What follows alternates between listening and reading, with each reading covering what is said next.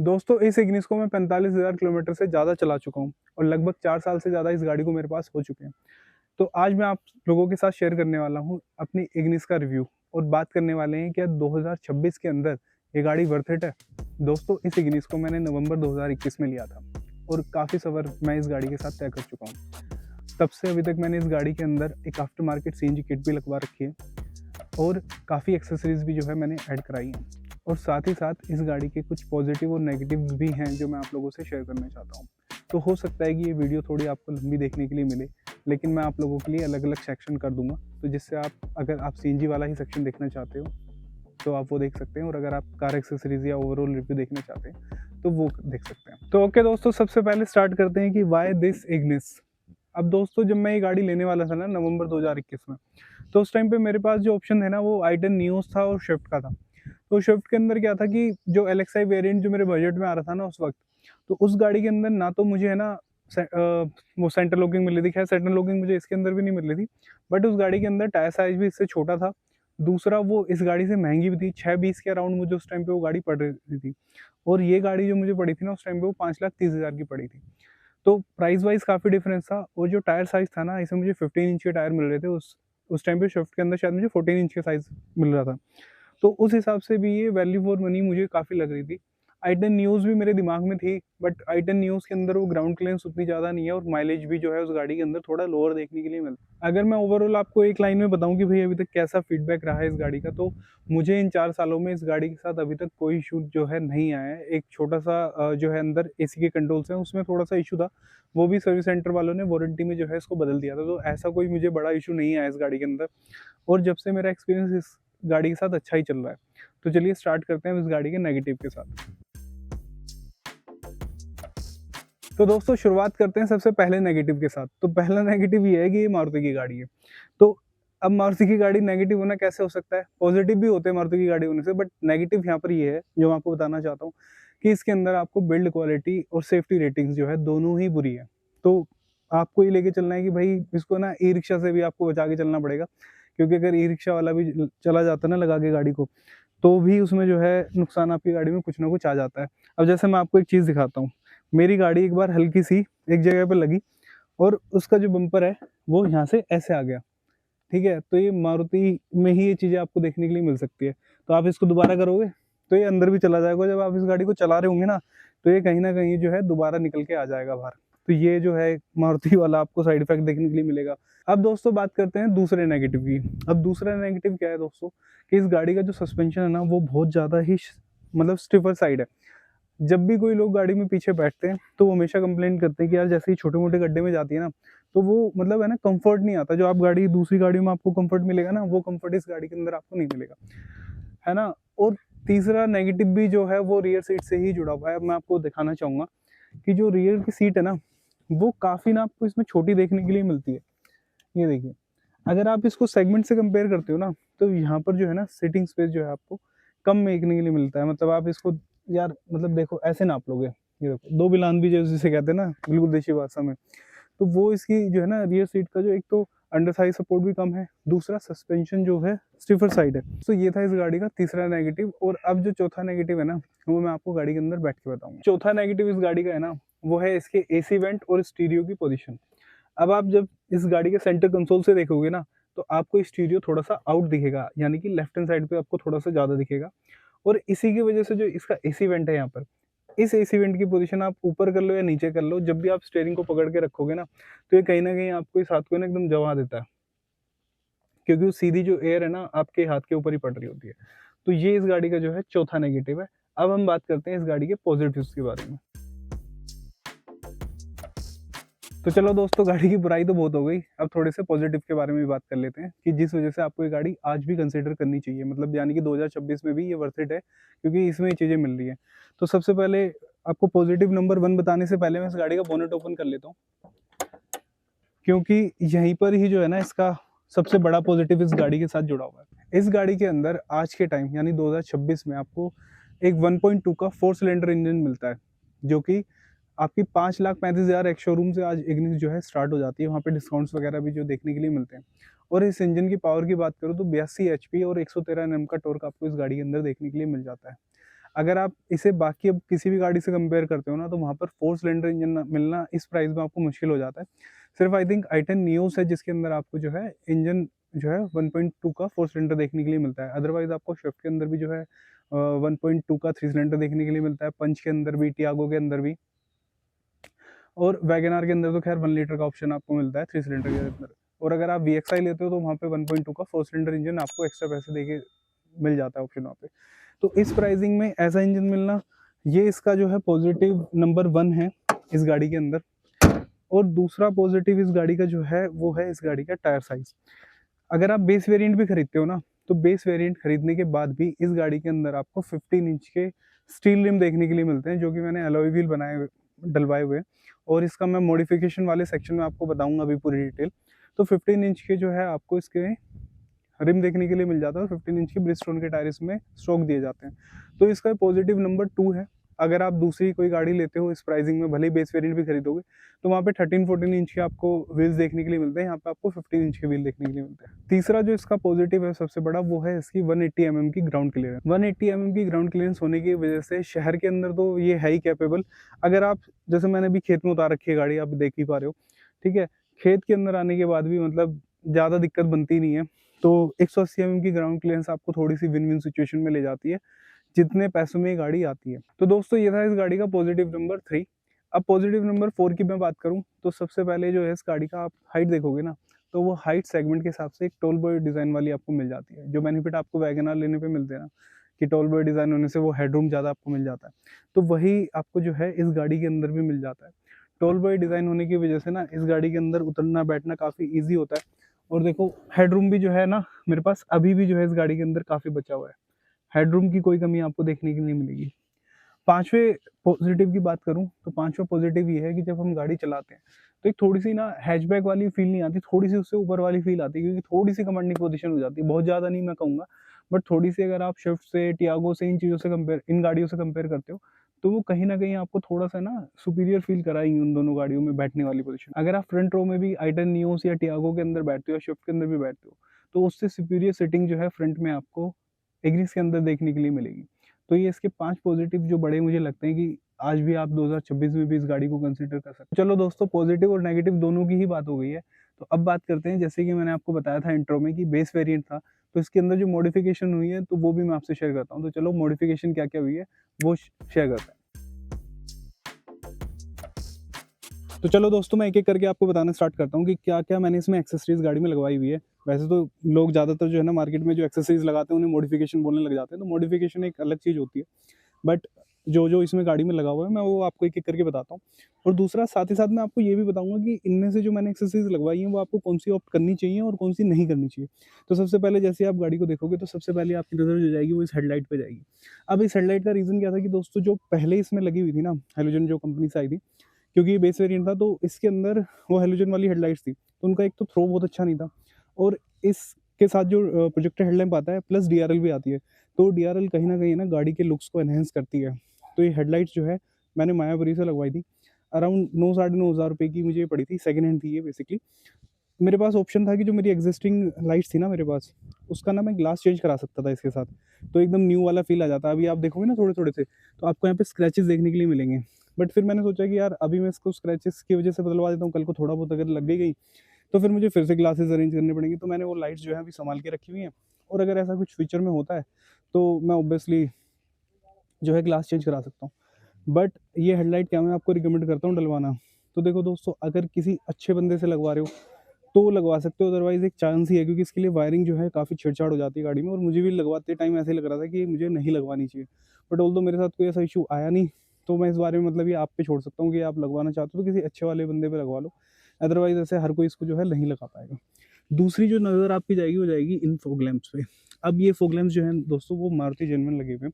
अब काफ़ी जो लोग होते हैं ना, वो इनको या तो कार एक्सेसरीज़ पे जाके नॉर्मली ऐसे ही ये लगाए और इसकी जो है पार्किंग लैंप से कनेक्शन कर देते हैं, या फिर अलग से कोई लोकल जो है वायरिंग डाल देते हैं। अब वो मैं इसलिए रिकमेंड नहीं करता हूँ उन चीज़ों के लिए, क्योंकि यार उससे ना कहीं न कहीं फायर का इश्यू आ जाता है, और फॉग लैंप ना एक मेजर इश्यू रहा है अगर आप पास्ट में देखते हो गाड़ी की आग लगने के रीज़न्स में। तो इसलिए जो है मैंने ये नेक्सा जेन्युइन लगवाई थी। इसके अराउंड जो कॉस्ट है वो मुझे 6-7 हज़ार रुपये की लगभग पड़ी थी, मैं याद नहीं कर पा रहा हूँ क्योंकि मैंने गाड़ी लेते ही लगवा ली थी। ऑल्दो जिन-जिन चीज़ों की भी है तो मैं स्क्रीन पे भी आपको यहाँ पे दिखा दूँगा कि क्या-क्या ऐड ऑन्स है गाड़ी के अंदर। तो दोस्तों ये तो हो गई फॉग लैंप की बात। अब फॉग लैंप के अलावा क्या कराया है फ्रंट से, तो फ्रंट में आप देखोगे यहाँ पे ये जो ए पिलर है इसका ब्लैक्ड आउट है। ए पिलर और बी पिलर दोनों ही जो है ब्लैक्ड आउट है।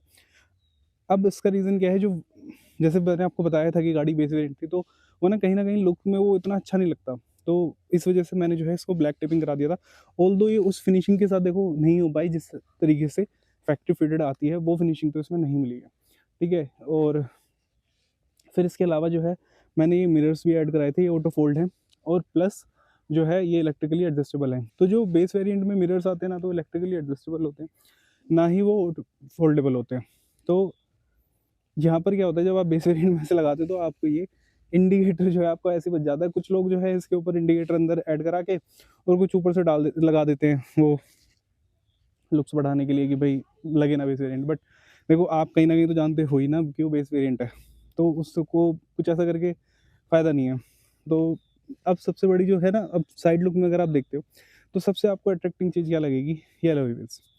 अब एलॉय व्हील्स के देखो दोस्तों मेरे पास ना 2-3 ऑप्शन थे। एक था कि इग्निस का जो स्टॉक एलॉय आता है मैं वो लगा लूँ। दूसरा ऑप्शन था कि स्विफ्ट के अंदर भी टॉप मॉडल में जो है 15 इंच के एलॉय आते हैं, एक वो भी मैं लगा सकता था। तो हो क्या रहा था इन दोनों एलॉय में कि जो स्विफ्ट वाले एलॉय थे वो थोड़े से ना स्लीक दिख रहे थे इस गाड़ी के हिसाब से, और जो खुद इग्निस के एलॉय व्हील्स जो थे वो ब्लैक्ड हो जाते हैं। तो वहाँ पर ब्लैक टायर के साथ फिर वो ब्लैक जो है एलॉय हो जाते हैं, तो उसके साथ वो है ना निखर के नहीं आता। तो ये जो है एलॉय आप देखो, आप बताओ कैसे लग रहे हैं? और ये वोसन का स्टिकर पे ध्यान मत देना आप। बेसिकली ये मैंने जो है ना होंडा सिटी की जो पहले वाली जनरेशन आती थी ना, ये उसके लगे हुए हैं 15 इंच के। अभी तो जो है 16 इंच के ही आते हैं एलॉय व्हील उसमें। अब ये अमेज़ के अंदर आपको देखने के लिए मिलते हैं, तो आप इसको अमेज़ के एलॉय व्हील कह सकते हो या फिर सिटी के कह सकते हो। तो बेसिकली ये होंडा के हैं। जो होंडा की बैजिंग आती है वो तो मैंने वहाँ से हटा दी थी और ये स्टिकर लगाए हुए हैं। वैसे मारुति का भी स्टिकर लगा सकते हैं, है ना? तो ये लगाने का मेरा रीज़न ये था कि काफ़ी लोग जो है ना एलॉय व्हील्स को काफ़ी ज़्यादा बड़े लगवा देते हैं, इसके अंदर देखा भी है। कहीं न कहीं वो लुक्स अच्छी तो लगती है, बट वो सस्पेंशन के लिए ना दोस्तों अच्छा नहीं होता। दूसरा वो लोकल कंपनी है, पता नहीं कैसे बने हैं, क्या उनका प्रोसेस रहा है उसको बनाते टाइम। तो वहाँ पर जो है ना ये होंडा के जो एलॉय है ना ये काफ़ी सुपीरियर है। ये मैंने लिए थे मायापुरी से, सेकंड हैंड ही थे, ठीक है? तकरीबन 14-15 हज़ार रुपए के करीब मुझे ये पड़ गए थे। तो एक बहुत ही अच्छी डील मिली थी मुझे, मतलब उस टाइम पे अगर मैं ऐसे कैलकुलेट करूँ। क्योंकि अगर आप इसको ओरिजिनली पता करते हो, तो ये तकरीबन है ना 40-50 हज़ार रुपए के करीब पड़ेंगे आपको अगर आप होंडा से इसको जेन्युइनली लेते हो तो। और उसके बाद आप देखो ना आपको एक ओईएम वाली फिटिंग भी मिल गई भाई, टायर साइज़ भी मुझे नहीं बदलवाना पड़ा। जो सेम टायर साइज़ आया था 15 इंच का, वही साइज़ जो है मेरे पास आज भी लगा हुआ है 175 65 R15 के साइज़ के। तो मुझे ना तो कोई अपना टायर साइज़ बढ़ाना पड़ा, ना मुझे कोई अलग से खरीदना पड़ा, तो मेरे लिए वो दिक्कत भी नहीं है, ना मेरे को वारंटी में इश्यू आएगा क्योंकि मैंने सेम प्रोफ़ाइल के ही टायर्स रखे हुए हैं।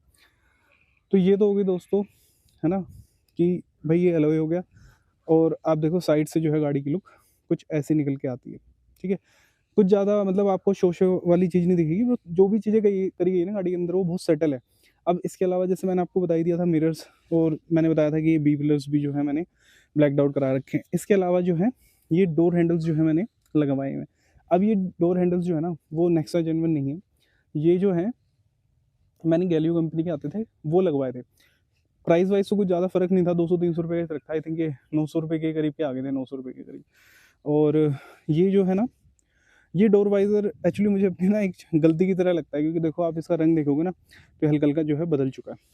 अब मैंने ना ये बोडमो से मँगा लिया था और ये ओईएम नहीं है, तो अगर मैं गैलियो कंपनी का भी लगा लेता ना, तो वो इस तरीके से जो है खराब नहीं होते।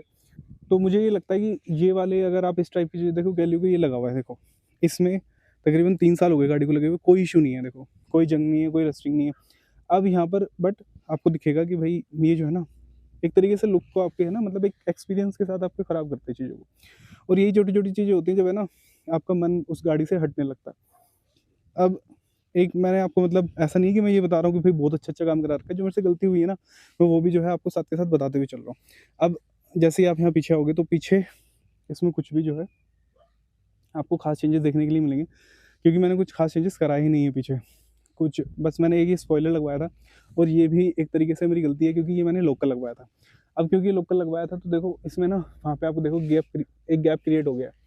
और साथ में ना आपको हल्के से क्रैक्स भी देखने के लिए मिलेंगे इसमें। तो अगर मैं इसको जेन्युइन लगवाता तो ये हालत तो इसकी नहीं होती, ठीक है। दूसरा इसमें गाड़ी में जो है पीछे से मैंने खाली यहाँ पर आपको एक कैमरा दिख जाएगा, तो ये कैमरा मैंने इसमें ऐड ऑन कराया हुआ है। स्टीरियो भी कैसा लगा हुआ है वो भी बहुत इंटरेस्टिंग है, वो भी आप देखोगे तो आपको उसको देख के मज़ा आ जाएगा कि यार क्या ही स्टीरियो लगा हुआ है ना। और कुछ ऐसी अपनी जो है गाड़ी की यहाँ से ऐसे ही लुक आ जाती है। तो एलॉय व्हील्स है ना, कहीं न कहीं आपके लुक्स को एनहांस करते हैं गाड़ी के। तो यहाँ पर क्या है, मैंने इसलिए सेव खेला कि भाई ना तो मुझे टायर साइज़ बदलना पड़ा अपनी गाड़ी का, और सेम एलॉय जो है लग के बस मैंने व्हील बैलेंसिंग कराई थी इनकी। तो हाँ, अगर आप एलॉय व्हील डलवा रहे हो तो व्हील बैलेंसिंग जो है मस्ट हैव होता है, तो आप उसको ज़रूर कराइए। तो डोर हैंडल्स कुछ ऐसे जो है लग जाते हैं। हाँ, एक चीज़ मैं आपको बताना भूल गया, एक चीज़ और है, जो ये मड फ्लैप लगे हुए ना दोस्तों, उस टाइम पे ना इग्निस के मड फ्लैप जो है एजेंसी पे ख़त्म हो रखे थे, और ये मैंने ना अमेज़न से मंगा लिए। तो अभी जो इनकी फिटिंग है ना देखो, वो फिटिंग प्रॉपर नहीं है। तो अगर आप मड फ्लैप जैसी चीज़ ले रहे हो ना, तो भी मैं आपको कहूँगा कि आप है ना ओरिजिनल ही लो। मैं मतलब ये नहीं कह रहा कि आप अगर मारुति ही ले रहे हो तो उसमें डलवाओ, नहीं, आप किसी भी ब्रांड की गाड़ी ले रहे हो तो वो ओरिजिनल डलवाओ। अभी देखो, है ना, छोटी सी चीज़ है, लुक्स को ख़राब करती हैं, एक्सपीरियंस को ख़राब करती हैं, तो क्यों ही लेना है लोकल। तो उस टाइम मुझे नहीं मिले, मैंने जल्दी जल्दी में डलवा लिया। मुझे लगता है कि यार अब कौन ही इसके लिए सिर्फ सर्विस सेंटर इस चीज़ के लिए जाए, या फिर कहीं मैं कार एक्सेसरी शॉप पे जाऊँ। तो ये तो होगी दोस्तों, मतलब जो ये मैंने बाहर से चेंजेस करा रखे हैं गाड़ी के अंदर। अब मैं बात करता हूँ कि गाड़ी के अंदर क्या चेंजेस हैं। तो गाड़ी खोलते हैं, गाड़ी खोलते के साथ ही देखो सबसे पहले जो आपकी नज़र जाएगी ना, वो जाएगी यहाँ पर। अब यहाँ पर आप देखो, मिरर्स के जो कंट्रोल्स है ना, वो आपको यहाँ पे मिल गए हैं। तो ऑटो फोल्ड भी है, ठीक है, और ये इलेक्ट्रिकली एडजस्टेबल भी है। अब इसके बाद जो है, अब आप शौक हो गए कि यार भाई इतना कुछ करा रखा है अभी गाड़ी में लेकिन सीट कवर नहीं डलवाए। और ये गाड़ी जैसे मैंने आपको बताया ना, तकरीबन 4 साल पूरे हो चुके हैं, 5वां साल चल रहा है गाड़ी, मैंने सीट कवर्स नहीं डलाए। रीज़न क्या है कि देखो, आप अभी भी देखो गाड़ी की सीट्स अभी पूरी तरीके से इंटैक्ट है ना, कोई इशू नहीं है, सब बढ़िया है ना। तो उसका रीज़न दोस्तों ये है कि भाई मैंने इस चीज़ के पैसे दिए थे ना, और सीट्स कवर जो आज के टाइम पे डल रहे हैं ना मार्केट में, वो बेसिकली डल रहे हैं बकेट फिट वाले। अब बकेट फिट आप जब डलवाते हो ना, तो वो कहीं न कहीं जो है सिलाई-विलाई उधेड़ दी जाती है, तो वो सीट्स किसी काम की बचती नहीं है ना? तो इसलिए मैंने सोचा कि यार जब तक ये चलते हैं चलाते हैं, और उसके बाद जो है गाड़ी में अच्छे सीट कवर एक साथ डलवा देंगे, एक रिफ्रेशिंग लुक भी आ जाएगी। तो हो सकता है कि इस साल में जो है 5वां साल होते-होते गाड़ी के अंदर सीट कवर डलवा दूँ। खैर ज़ोर तभी भी नहीं है, लेकिन अब आप देखोगे ना, ये देखो यहाँ पे, ये जो फ़ोम है ना, वो देखो बैठ गई है, और ये आपको अजीब लगेगा। तो अगर मैं स्टार्टिंग में डलवा देता ना सीट्स उसको, तो फिर मुझे दोबारा सीट कवर डलवाने का नंबर आ जाता, क्योंकि 5 साल में तो तकरीबन जो है सीट कवर चेंज कराने ही पड़ जाते हैं। अब इसके बाद आते हैं कि भाई और क्या चेंजेस है गाड़ी में, तो बताता हूँ भाई, क्योंकि चेंजेस तो मैंने काफ़ी कुछ करा रखे हैं, है ना। तो मैं एक बार गाड़ी की जो है चाबी लगा लेता हूँ यहाँ पे, और बताना स्टार्ट करता हूँ आप लोगों को। दोस्तों सबसे पहले तो आप ये स्पीडोमीटर देख ही पा रहे होंगे। तो ये स्पीडोमीटर जो है आपको बेस वेरिएंट के अंदर नहीं मिलता। तो ये स्पीडोमीटर जो है मैंने एक जगह से अरेंज करा के अपनी गाड़ी में लगाया हुआ था।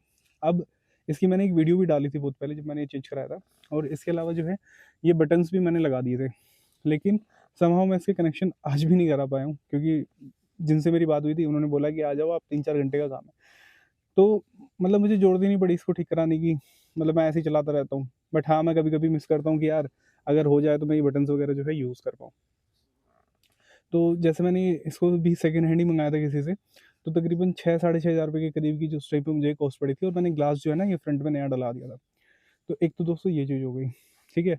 इसके अलावा जो है बहुत ज़रूरी जो चीज़ है, ये मैं आपको रिकमेंड करूँगा कराना, ये है डे नाइट वाला आईआरबीएम। बहुत ही मतलब माइनर सी कॉस्ट आती है, लेकिन ये इम्पोर्टेंट हो जाता है जब आप रात को ड्राइव कर रहे होते हो। एक मैंने डैश कैम भी लगाया हुआ है, तो डैश कैम आप भी लगा सकते हो अपनी गाड़ी में, काफ़ी ज़रूरी होता है, काफ़ी आपको हेल्प करेगा। तो ये चीज़ जो है आप लगा सकते हो, किसी भी ब्रांड का लगा लो यार, कोई भी अच्छे ब्रांड का लगा लो। मैंने क्यूबो का लगाया हुआ है, रेडमी के भी आते हैं, है ना? तो वो भी आप लगा सकते हो, बस डैश कैम होना चाहिए। मैं नहीं कहता आपको ड्यूल वाला हो, देखो वो तो आपके ऊपर है कि आप कितना पैसा डालना चाहते हो, बट फ्रंट में तो यार मस्ट हैव है आज की डेट में। इसके अलावा जब बात करते हैं तो स्टीरियो की, क्योंकि गाड़ी चलाते टाइम स्टीरियो जो है बहुत ज़रूरी हो जाता है। अब ये स्टीरियो देखो, मेरे पास भी ऑप्शन थे कि या मैं एंड्रॉइड का लगा लूँ, या पायनर का लगा लूँ, या सोनी का लगा लूँ। बट मुझे लगा यार कहीं न कहीं वो जो ना ओईएम वाली जो बात आती है ना, वो उन स्टीरियो में नहीं आती। अगर मैं एम्प वगैरह डाल रहा हूँ, म्यूज़िक सिस्टम उस हिसाब से अपग्रेड कर रहा हूँ, तो बात देखो दूसरी है। लेकिन अगर मुझे एक ओईएम फिनिश चाहिए, मुझे मतलब एक अच्छा साउंड भी चाहिए, मतलब वो नेक्स्ट लेवल वाला नहीं, एक ठीक-ठाक वाला साउंड चाहिए, तो ये स्टीरियो भी जो हरमन वाला आता है, ये मुझे प्रोवाइड कर सकता है। तो ये मैंने स्टीरियो बाद में लगा दिया था। इससे पहले भी जो है ना मैं जो 2 डिन वाला स्टीरियो आता है डेल्टा के अंदर, पहले मैंने वो लगाया था। फिर मुझे ना वो थोड़ा आउटडेटेड लगने लगा, तो फिर मुझे ये स्टीरियो मिल गया था, तो ये मैंने स्टीरियो लगा दिया था। और इस स्टीरियो को कैसे आप लगा सकते हैं ना, ये मैंने ब्रीज़ा के अंदर दिखाया हुआ है। तो आप ये स्टीरियो लगा सकते हो, तो इससे लगाने से क्या फ़ायदा हुआ दोस्तों कि एक तो आउटपुट अच्छी होगी स्पीकर्स की। 4 स्पीकर मैंने लगवाए हुए हैं नॉर्मल, है ना? वो पायनियर वगैरह जो आते हैं 1000-1100 वाले, वो स्पीकर लगवाए हुए हैं। आप ओईएम स्पीकर भी लगवा सकते हैं, वो भी इतने ही पड़ते हैं। ठीक है, अब मैंने यहाँ पे जो है इसी के हिसाब से जो है यूएसबी वगैरह भी लग गई थी, ऑक्स जैसे जेन्युइनली लगा आता ना, बिल्कुल वैसा ही लग गया था यहाँ पे, क्योंकि ऑल्दो वो फिटिंग होती ही है। तो अब मेरी गाड़ी में जो है एप्पल कारप्ले भी चल जाता है, एंड्रॉइड ऑटो भी चल जाता है, और ये चीज़ें जो है सारी फंक्शनल है, कोई ऐसा नहीं लगता कि ऊपर से लगा हुआ है। तो यहाँ पर ये चीज़ें जो है काफ़ी अच्छी रहती हैं। मतलब आप कहीं ड्राइव कर रहे हो तो आपको नेविगेशन में इश्यू नहीं आता, फ़ोन भी चार्ज होता रहता है उसी से, तो कोई ज़्यादा इतनी टेंशन वाली बात होती नहीं। अब इसके अलावा जो है, यहाँ पर मैंने जो है इसका माइक डला दिया था, तो यहाँ पर माइक डला हुआ है, और यहाँ पे मैंने जो है लाइट्स जो है ये लगा दी थी व्हाइट बल्ब। अब ये इश्यू करने लगी है बेसिकली, तो इसको मैं फ़िलहाल बंद कर देता हूँ। और यहाँ पर जो है आप देखोगे कि भाई मिरर के साथ ये आता नहीं है बेसिकली, और इस लाइट के साथ तो इग्निस का जो है आप टॉप मॉडल भी ले लो तब भी नहीं आता। तो ये बेसिकली है ना बलिनो का लगा हुआ है। बलिनो ग्लेंजा आप कुछ भी कह सकते हो, उसके top of the line variant में आता है। तो ये मैंने लगवा लिया था, ठीक है? क्योंकि वो ज़रूरत पड़ती है घर वालों को, तो भाई लगा दिया। वो कह रहे थे कि सब जो है अपने-अपने हिसाब से करते रहते हो, कुछ हमारे हिसाब से भी कर दो, तो उनके हिसाब से भी कर दिया। बाकी स्टीयरिंग जो है गाड़ी का कुछ इस तरीके से हो रखा है, क्योंकि मैंने यहाँ पे स्टीयरिंग के कंट्रोल्स भी ऐड करा दिए थे और लेदर रैप करा दिया था। अब लेदर रैप मैंने ना अच्छा फैब्रिक यूज़ नहीं किया उस टाइम पे, मैंने इतना देखा नहीं। जल्दी-जल्दी में कराया था, तो देखो अब जो है ना ये चीज़ें जो है ना अजीब लगती हैं। इसके लिए मैंने सोचा कि जब मैं सीट कवर्स वगैरह के लिए जाऊँगा ना, तो ये सब जो चीज़ें हैं मैं इसको भी दोबारा से कराऊँगा, ताकि वो लुक्स जो है अच्छी आ पाएँ। ठीक है? क्योंकि अभी मैं काफ़ी लंबा रखने के लिए सोच ही रहा हूँ गाड़ी को, इसे कोई निकालने की सोच नहीं रहा, तो मैं चाहता हूँ कि एक्सपीरियंस अच्छा ही रहे। 46,000 के करीब जो है गाड़ी चल चुकी है, ठीक है? ये जो चीज़ें हैं, ये चेंजेस मैंने आपको बता दिया। अब इसमें से आप क्या करा सकते हो कि भई आपको क्या ज़रूरी है कराना। तो ये स्टीरियो जो अगर आपको मिल जाता है ना दोस्तों, आपकी गाड़ी में, अगर आप इग्निस लेने का प्लान कर रहे हो या मारुति की कोई और गाड़ी भी देख रहे हो, तो ये स्टीरियो जो है मस्ट हैव है। दूसरा मैं एक चीज़ और बताना भूल गया आपको कि भई जो फ्लोर मैट्स हैं, मैंने फ्लोरिंग वगैरह पे कोई मैट नहीं डलवाई हुई। मैं वो पूरा प्रॉपर कवर जो कर देते हैं वो नहीं है। तो ये नेक्सा की जेन्युइन मैट्स ही हैं। अब जो ये मैट्स हैं ना दोस्तों, मैं आपको इनको बिल्कुल भी रिकमेंड नहीं करता। ये उस टाइम पे मैंने गाड़ी लेते टाइम लगवा लिए थे, है ना? और इनकी ना जो जो कवरेज है देखो, बिल्कुल भी अच्छी नहीं है देखो, है ना? आप कितना भी साफ रखने के लिए कोशिश कर लो, यहाँ पर पूरी इसकी कवरेज आती ही नहीं है, ये देखो। यहाँ से साइड से आपको गैप्स दिख जाएँगे, है ना? तो ये इधर-उधर भी होते रहते हैं। तो इससे अच्छा है कि आप है ना 3D मैट्स जो आती हैं, वो काफ़ी अच्छी होती हैं कि है ना भई उनकी कवरेज जो होती है वो काफ़ी अच्छी हो जाती है। तो वो आप अगर ले लोगे ना, तो आपको कोई टेंशन ही नहीं रहेगी, उनको क्लीन करना भी बहुत ईज़ी है। और लगभग इतनी ही कॉस्ट आती है, ₹2000 के ये आए थे, और ₹2800 ₹2700 के तकरीबन आपको वो मिल जाएँगे देखने के लिए। दोस्तों अब बात करते हैं सीएनजी के बारे में, और जब सीएनजी के बारे में बात कर ही रहे हैं, तो गाड़ी चलाते हुए बात करते हैं, थोड़ी सस्ती पड़ती है पेट्रोल से, है ना? तो सीएनजी सबसे पहले बात करते हैं कि सीएनजी लगवाई क्यों मैंने, है ना? बाकी बातें बाद में करेंगे। तो हुआ दोस्तों कुछ ऐसा कि देखो मैंने पेट्रोल पे ही गाड़ी ली थी, और ये बेस वेरिएंट लिया था मैंने। तो मुझे जो मेरी रिक्वायरमेंट थी ना, वो मुझे इतना ज़्यादा चलना नहीं होता था, मुझे कभी-कभार रहता था, और जब मैं बाहर जाता था ना, तो फिर वो बूट की भी जो चाहिए होता था। तो इसलिए मुझे पेट्रोल पे ही गाड़ी चाहिए थी, तो मैंने पेट्रोल पे ले ली थी, और 5,30,000 के करीब की उस टाइम पे गाड़ी मुझे पड़ी थी, जैसे मैंने आपको बताया। तो सीएनजी की मुझे क्या ज़रूरत पड़ी लगवाने की? अब दोस्तों हुआ क्या कि मेरे पास कुछ ऐसी एजेंसी आ गई फैमिली में, जिसकी वजह से मेरी गाड़ी जो है डेली 100 किलोमीटर से ऊपर चलने लग गई, और मेरा जो महीने का फ्यूल एक्सपेंस था ना, वो तकरीबन 15,000 पर मंथ से ऊपर का निकलने लग गया, है ना? और ऐसे समझिए कि मुझे लगा कि अगर मैं ऐसे कंटिन्यू 4-5 महीने भी गाड़ी चला लूँगा, तो वही तकरीबन आप ऐसे समझिए कि 4 महीने भी गाड़ी चला ली, तो 60,000 लगभग की फ्यूल की कॉस्ट आ जाएगी। मुझे लगा क्यों ना यार सीएनजी लगा ली जाए, क्योंकि 1.2 का 4 सिलेंडर इंजन है, वो सीएनजी पे अच्छा भी चल जाता है। तो मैंने लोकली जो है दिल्ली से सीएनजी लगवा ली थी, और इसमें मैंने रियर फीलिंग बॉल भी लगवाया। फ्रंट में भी वोल्को ऑप्शन है, पेपर्स में भी गाड़ी जो है सीएनजी में एंड्रोज है और इंश्योरेंस में भी एंड्रोज है। अब बात करते हैं कि भाई इसको लगाने का खर्चा कितना है। तो खर्चा जो है ना वो तकरीबन 56,000 रुपये आया था। लेवाइटो की किट लगी हुई है इसके अंदर, काफ़ी अच्छी पावर है, कोई इशू नहीं आता। मतलब ओवरऑल आप ये कह सकते हो कि नहीं पता चलता कि गाड़ी सीएनजी पे चल रही है या पेट्रोल पे चल रही है। ठीक है, माइलेज की मैं बात करूँ तो अगर मैं सिटी में माइलेज इस गाड़ी की बात करूँ तो तकरीबन 22, 23, 24, 20 इस वाली कैटेगरी पे रहता है। डिपेंड करता है कि ट्रैफिक कितना ज़्यादा है। और अगर मैं इसको हाईवे पे लेके जाता हूँ तो हाईवे पे अगर मैं ऑन एसी हूँ ना तो ये 28-29 के करीब का माइलेज निकाल देती है बड़े प्यार से। और जब से मैंने गाड़ी सीएनजी लगवाई है इसमें, तो तब से लेके अभी तक सिर्फ एक इशू आया है, इसका कोई टेम्परेचर सेंसर होता है, वो जो है ख़राब कर गया था। तो इस वजह से जो गाड़ी है सीएनजी पे कन्वर्ट नहीं हो रही थी। और जिनसे मैंने सीएनजी लगाई थी ना, काफ़ी हेल्पफुल थे वो। मैंने उनको बताया ऐसे-ऐसे हो रहा है, तो उन्होंने बोला कि आप आ जाइए और हम तुरंत ठीक कर देंगे। और हार्डली मैं बताऊँ, मैं उनकी रात को मैं 8 बजे के करीब गया था गाड़ी लेके वहाँ पे।